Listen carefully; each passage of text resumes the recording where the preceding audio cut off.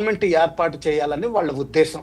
అంటే ప్రస్తుతం ఉన్న గవర్నమెంట్‌ని తీసేసి, ఒక ముల్లాస్ తోటి కంట్రోల్ అయ్యే గవర్నమెంట్‌ని, అంటే ఇప్పుడు ఆఫ్ఘనిస్తాన్‌లో ఎలాగుందో, ఇరాన్‌లో ఎలాగుందో అటువంటి గవర్నమెంట్‌ని ఏర్పాటు చేసి షరియా కంప్లెయింట్ చేయాలని చెప్పి వాళ్ళ ఉద్దేశం. వాళ్ళని కూడా ఫైటింగ్ జరుగుతోంది ఆ పాకిస్తాన్ ఆర్మీ తోటి. వాళ్ళని కూడా కౌంటర్ రియాక్షన్ తోటి కొంతమంది టీటీపీ క్యాడర్స్‌ని చంపడం జరుగుతోంది. అలాగే బలూచిస్తాన్‌లో మాత్రం విపరీతంగా చంపడం జరుగుతోంది. ఓకే. దీనివల్ల చాలా ప్రాబ్లమ్స్ వస్తున్నాయి వాళ్ళకి, ఇంటర్నల్ ప్రాబ్లమ్స్. ఓకే సార్, ఇప్పుడు వాళ్ళే తిరుగుబాటు అనే అంశం పాకిస్తాన్కి కొద్దిగా విషమంగా మారుతుందా లోకల్గా?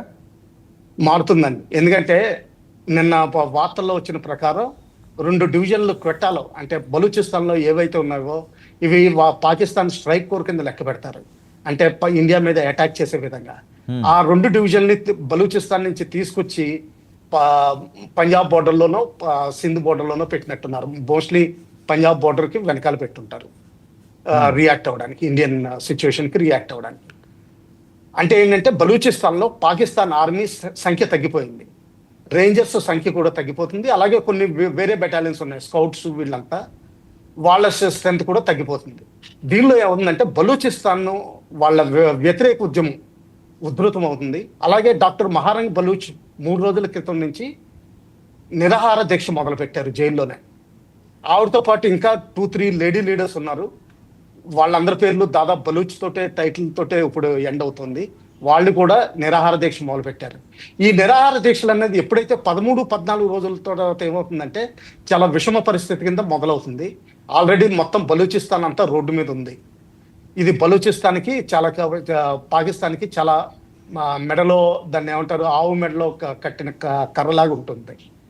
అలాగే టీటీపీ ఏంటంటే ఆఫ్ఘనిస్తాన్లో ఉంటున్నారు వాళ్ళు, క్యాంప్స్ ఉన్నాయి. వాళ్ళది దురంద లైన్ అన్నది పాకిస్తాన్కి ఆఫ్ఘనిస్తాన్కి అగ్రిమెంట్ లేదు.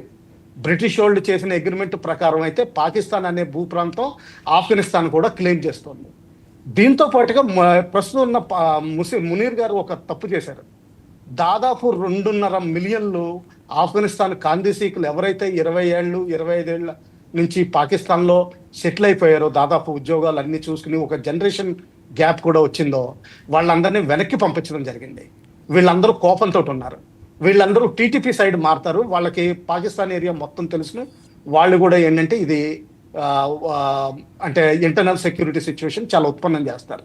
వీళ్ళు మెయిన్లీ NWFPలో చేస్తారు. అంటే ఇదంతా ఇమ్రాన్ ఖాన్ ఏరియా.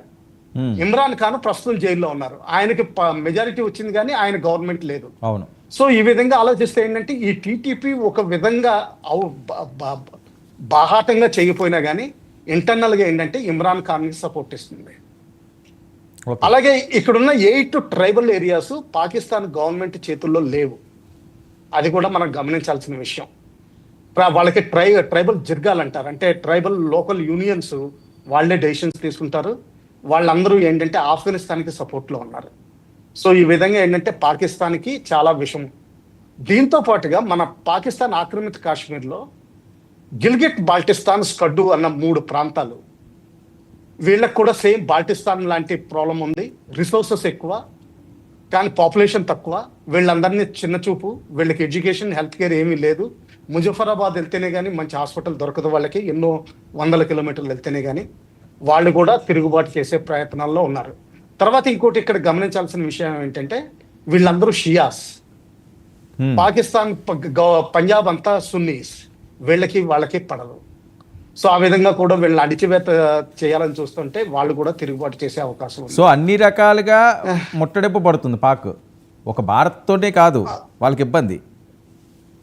ఇంటర్నల్ గా కూడా షియాస్ తోటి ప్రాబ్లము. ఎందుకంటే మన ఇండియా తోటి తక్కువ ఎన్ని ఇన్సిడెంట్లు అవుతున్నాయో పాకిస్తాన్లో ఉన్న షియా మాస్కుల మీద కూడా అన్నిసార్లు అటాక్, అన్నిసార్లు చాలా మంది 20-30 మంది పోవడం ప్రతి అటాక్ లోను. ఎస్పెషల్లీ కొన్ని ఫెస్టివల్స్ రూపంలో వాళ్ళకి షియాస్కి